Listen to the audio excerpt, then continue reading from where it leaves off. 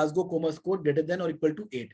But in our we have in the multiple organ failure score, okay, we have the multiple system organ failure score, we have Glasgow Coma score less than or equal to 6. Okay, so we have three different types of score here. So Glasgow Coma score somewhere is 6, somewhere is 8. Okay, so Denver post injury multiple organ failure score, okay, pulmonary P by F ratio grade 0, 1, 2, 3. Same if it is greater than 250, it is grade 0, less than 100 is 3. Okay, renal creatinine level, if greater than 1.8, it is 0.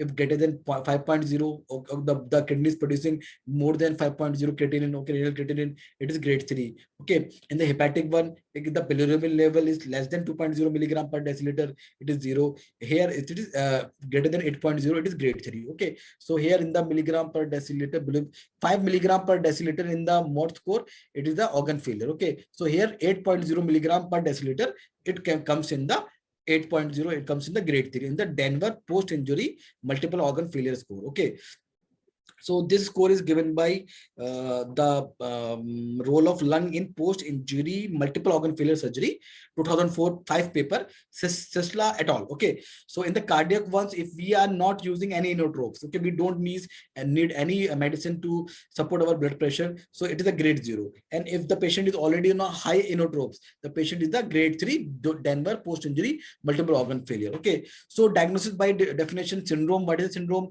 Wide spectrum pathophysiology under one term believed to be related by common cascade of events culminating organ dysfunction, heterogeneous collection. Approximately 50 to 70% of the patient with multiple organ failure do not have an identifiable focus on infection. Approximately 1/3 do not have any lung involvement. Trauma patient may form a distinct subset here. So what are the role of the lung in post-injury multiple organ failure? In the 1,344 trauma patients, we have done this research. 75% of the patient of this trauma patient develop organ dysfunction, or 25% develop multiple organ dysfunction. So the mortality rate is 26%, 80% of total mortality of 112 or 112. Sorry, the onset of multiple organ failure occurred an average of 3.44 plus minus 0.2 days. Post-injury lung dysfunction established within 72 hours in 89% patients, followed by cardiac dysfunction, then hepatic, then kidney. Okay, so in the COVID-19 pandemic, you have seen the patients first are having their lung dysfunction, SpO2 fall down. Okay, so the lung is injured here in the COVID-19. After the lung injury, the patient is having cardiac problems. So the heart rate is increased, the chest pain is there. Okay, the patient is already on cardiac markers and already on the cardiac drugs. Then the hepatic dysfunction, the liver is not working good. Okay, so we are doing the LFT, KFT, we are starting the liver medicines. Then the patient kidney started to do some problems. Okay, so the creatinine level is increasing high and all. So lung dysfunction is always followed by cardiac dysfunction, which is followed by hepatic dysfunction, and which is followed by kidney dysfunction. Okay, so approximately in 2 days, we have cardiac dysfunction.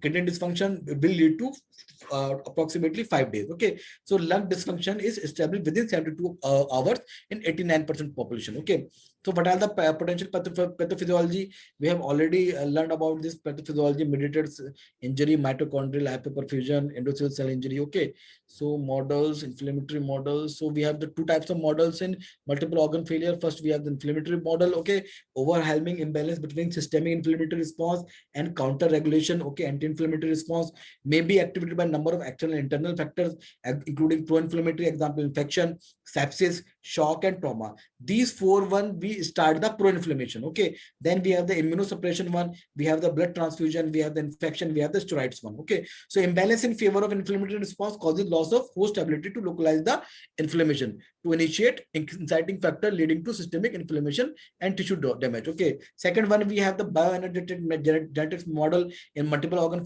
failure. Result of the dysregulation of mitochondria. Mitochondrial activity is down-regulated here as the protective reflex initiating factors. Failure to recover mitochondrial function results in perpetuating cycle of cell damage. Okay, so this mitochondria, when they don't recover, the function of the mitochondria don't recover, it will lead to the self-perpetuating cycle of cell damage, furthering shutdown of the mitochondria. Okay, so it is from the acute phase versus multiple organ failure, critical care medicine 2007, Marin Singer, mitochondrial function in sepsis, research paper. Okay, so bioenergetics, you have this same glucose, Krebs cycle, electron, okay, beta oxidation and sepsis. So in the sepsis one, we have the glucose glycolysis happening here, on the fat Krebs cycle happening here, and from this sepsis one, bioenergetics one, we have the mitochondrial activity which is down regulated as a protective reflex to inciting factors, okay, which will lead to the further shutdown of the mitochondria and the failure to recovery of the mitochondrial functions. Okay, so then we have the prolonged inflammation, which leads to tissue hypoxia, genetic downregulation,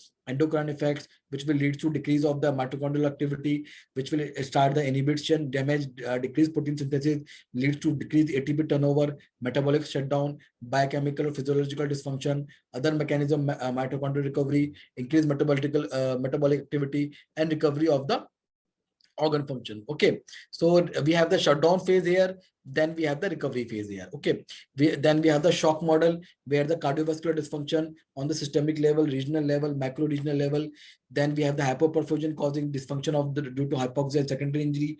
We have the mismatch between oxygen supply and oxygen need, tissue hypoxia, apoptosis, bacterial toxins, endotoxins, exotoxins, immune response, cytokines, proteases, lipoxygenase, oxygen radicals, bacterial translocation. Okay, then we have the multifactor models, gut, liver, lung axis, initiation of the inflammatory state, which can occur in any of these organs following trauma or shock. Gut can leak inflammatory mediators into the portal circulation, causing a response in the liver. Inflammatory mediators then travel in the hepatic vein to the inferior vena cava and to the lungs. Lungs may become injured and release inflammatory substances themselves, which travel systematically to the distant organs. Okay, so we have the initiator pathway, trauma, ischemia, bacteria, which will go to the effector pathway to the liver, metabolic stress, inflammation, neutrophil infiltration. Then liver will release all these inflammatory mediators to the lungs. Okay, and the lung will release neutrophil accumulation, tissue injury, which will go to the local effects and mediator release into circulation. Okay, then the lung will release go to the lymphatics, bacteria, endotoxin, inflammatory mediator to the gut. From the gut, we have the bacteria, endotoxin, inflammatory mediators go to the portal circulation to the liver, and it is a cycle of our LPS. Okay, gut, liver, lung axis in response to shock and hemorrhage. Okay, then all the models of our organ dysfunctions, we have our microorganisms which activate the pathogen recognition, endothelium, leukocyte to tissue macrophages. Okay, which will start the our NK cells. Okay, transcription factors. We will start the cellular inflammatory response, humoral inflammatory response, cytokines, mediator, reactive. Okay, we will go for the metabolic changes, mitochondrial dysfunction, microvascular dysfunction, epithelial dysfunction, coagulation activation. Okay, hormonal alteration. Okay, so all the gut, brain, heart, lungs, liver, kidney. Okay, all these are involved in the all these our multiple organ failures. Okay, and ultimately they lead to the activation of our anti-inflammatory response. Okay, so we have the complete composite model, microcirculation, gut failure, infection, macrophages, which will lead to the endothelial leukocytosis to the multiple organ failure. Okay, so what is the therapy? What we start with, we have already done. For we will start with steroids. Okay, replacement irreversible failure. We will go for the vasopressin therapy to replacing the falling plasma level. Okay, of vasopressin. We will start the activated protein C. You have to modulate the systemic inflammatory coagulation, fibrinolytic host response. Okay, so what is the activated protein C here? We have the properties of activated protein C include anti-thrombotic activity, pro-fibrinolytic activity, and anti-inflammatory activity. Okay,